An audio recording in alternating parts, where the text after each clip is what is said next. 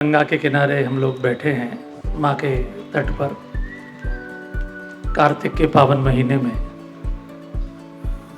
यहाँ सभी लोगों के चेहरों पर बहुत खुशी है। एक तो इतना सुंदर कार्यक्रम, और कल वैसे भी करवा चौथ पे सबकी आरती उतरी होगी घर पे, तो एक बार जयकारा लगाएंगे। हाथी घोड़ा पालकी,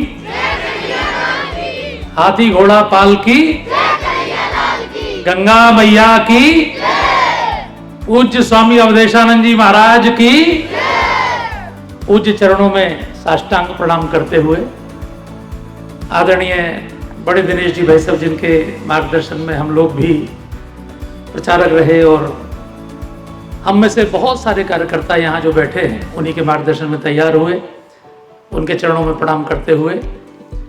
और यहाँ जो देश की वो शक्ति बैठी है, आप जानते हैं कि भगवान ने भगवत गीता में ये नहीं कहा कि मनुष्यों में मैं गुरु हूँ, कि मनुष्यों में मैं कुछ और हूँ। मनुष्यों में उन्होंने कहा मैं मनुष्यों में राजा हूँ। तो राजनीतिक क्षेत्र की तीन बड़ी हस्तियाँ, आदरणीय कैबिनेट मंत्री जी श्रीमती बेबी रानी जी और श्री राजेंद्र जी भाई साहब, श्री लक्ष्मीकांत जी भाई साहब, ये सब लोग यहाँ उपस्थित हैं।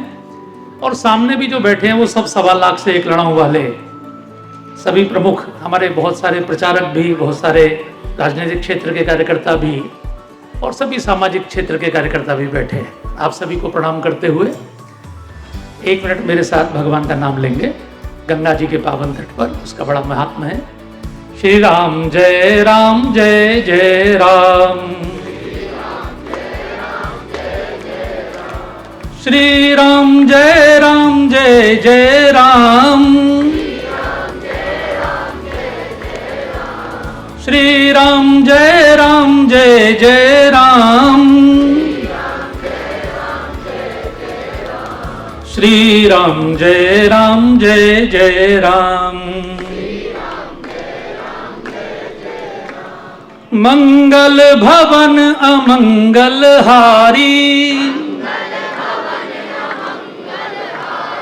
द्रवहु सुदशरथ अजिर बिहारी।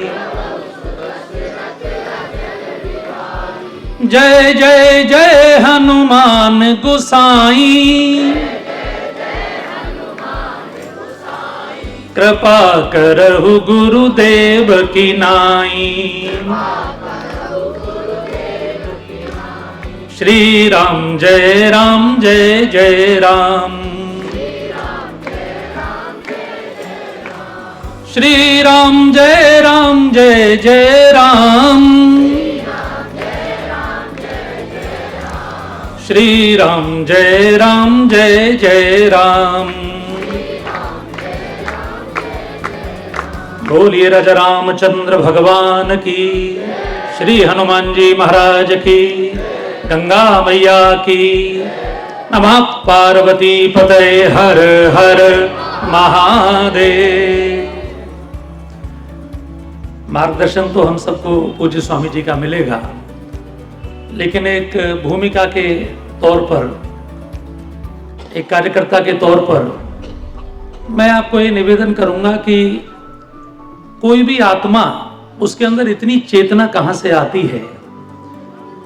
इस कलयुग के स्वार्थ भरे वातावरण में जब हम केवल मैं और मेरा ही सोचते हैं, तो ऐसी भावना कि समाज के सभी ऐसे वर्ग के बच्चे जो धन के अभाव में आगे बढ़ने से रह जाते हैं, उनके लिए मन में संकल्प करना, ये एक जन्म का नहीं होता। ये करोड़ों करोड़ों जन्मों का जो शुभ कर्म करती हुई आत्मा आ रही है, उसका ये प्रताप होता है कि परमात्मा ऐसी चेतनाओं से ऐसे दिव्य कर्म करवाता है।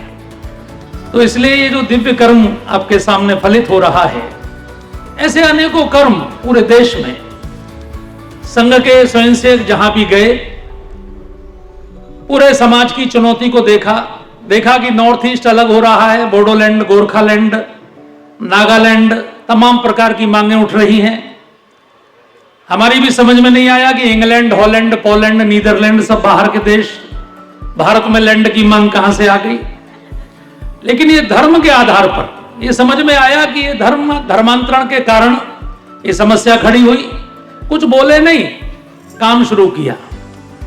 पूरे नॉर्थ ईस्ट के बच्चों को लाके, 7 स्टेट्स के बच्चों को लाके पूरे देश में छात्रावास बनाए, वहां शिक्षा के प्रकल्प शुरू किए और उसका परिणाम आज आप देख रहे हैं। त्रिपुरा में भी, आसाम में भी, अरुणाचल में भी, मणिपुर में भी, सब जगह जो सरकारें बन रही हैं, बम बम हो रही है, भारत माता की जय हो रही है। ये एक दिन का प्रयास नहीं है, ये किसी एक व्यक्ति का प्रयास नहीं है, ये पूरे संगठन के लाखों कार्यकर्ता खप गए वहां दिन रात मेहनत करके, और उनकी जो साधना थी उसका ये परिणाम आया। अभी एक नई चुनौती देश के सामने आ गई, और वो चुनौती ऐसी आ गई कि देश को बांटने के लिए एक दूसरे के सामने समाजों को खड़ा कर दिया कि ये इस समाज के, उस समाज के, इस जाति के, उस जाति के, इस वर्ग के, उस वर्ग के, और वोट बैंक को बढ़ाने के लिए और उसको बढ़ाने के लिए तमाम स्वार्थपरक प्रवृत्तियों ने, तमाम विदेशी शक्तियों ने भारत के समाज में जहर घोलना शुरू किया। तो नेहनीड़ का ये जो काम है, इसके माध्यम से हम समाज के सभी वर्गों तक जाएंगे और सभी वर्गों के बच्चे यहां आएंगे। उनका जब विकास होगा तो उनके माध्यम से सभी वर्गों तक पहुंच होगी, और उसके अंदर काम करने वाली जो विदेशी मिशनरियां हैं या जहर फैलाने वाली शक्तियां हैं, उनका भी शमन होगा और भारत और मजबूत होकर आगे उभरेगा। तो ये जो प्रयास है, ये दिखाई देने में भले ही आपको लगता होगा कि केवल कुछ बच्चों के पालन का मामला है, लेकिन इनके परिणाम बहुत दूरगामी होते हैं। और इतना त्यागमयी जीवन जीने वाले कार्यकर्ता जो इतने अनुभव से पूर्ण हैं, जिनके मार्गदर्शन में सैकड़ों आईएएस बने हों, सैकड़ों आईपीएस बने हों, पीसीएस बने हों, ऐसे मार्गदर्शन में जब ये बच्चे तैयार होंगे तो आप समझिए कि उनकी क्वालिटी कैसी होगी और उनके द्वारा समाज में भी कितना अच्छा काम होगा। हम सब तो जैसे मैं यहाँ केवल वाणी से बोल रहा हूं, हम सब लोग तन मन धन से प्रयास करेंगे, लेकिन जो इसमें जीवन लगा के काम कर रहे हैं वो वास्तव में स्तुत्य है। और मैं एक उदाहरण इस अवसर पर आपको देता हूं कि 1916 में 1916 में पंडित मदन मोहन मालवीय जी ने बीएचयू की स्थापना की थी, और वो बिड़ला जी के गुरु थे। चूंकि बिड़ला जी उनके शिष्य थे, बिड़ला जी के घर में वो हर साल भागवत करते थे। उन्होंने जब वो भागवत की तो उसकी दक्षिणा के रूप में उन्होंने बिड़ला जी की माता जी को कहा कि माँ, इस बार मैं दक्षिणा बहुत लूंगा। तो माँ ने कहा कि आप तो कभी दक्षिणा मांगे नहीं आज तक, आज आप दक्षिणा की बात क्यों कर रहे हैं? तो उन्होंने कहा कि ऐसे ऐसे अंग्रेज पूरे देश को मानसिक गुलाम बनाने के लिए अपनी शिक्षा पद्धति शुरू किए, हमारी गुरुकुल परंपरा नष्ट किए हैं। तो हम ऐसा विद्यालय खड़ा करेंगे जो इंजीनियर बनाएगा, डॉक्टर बनाएगा, लेकिन बच्चे जो होंगे वो अपनी पद्धति को जानने वाले, अपने वेदों को जानने वाले, अपने शास्त्रों को जानने वाले होंगे, उसके लिए दक्षिणा मैं लूंगा। तो माँ ने चेकबुक पर 1 लिखा और आगे छोड़ दिया, साइन कर दिए, और बिड़ला जी से कहा, घनश्याम दास जी से, कि इनका कलम रोकना मत, ये जितना चाहे उतना भरे।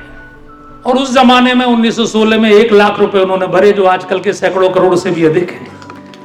अब देखिए इतना बड़ा संस्थान खड़ा हुआ, हालांकि पूरे देश ने सहयोग किया, लेकिन उनका भी सहयोग सबसे बड़ा रहा।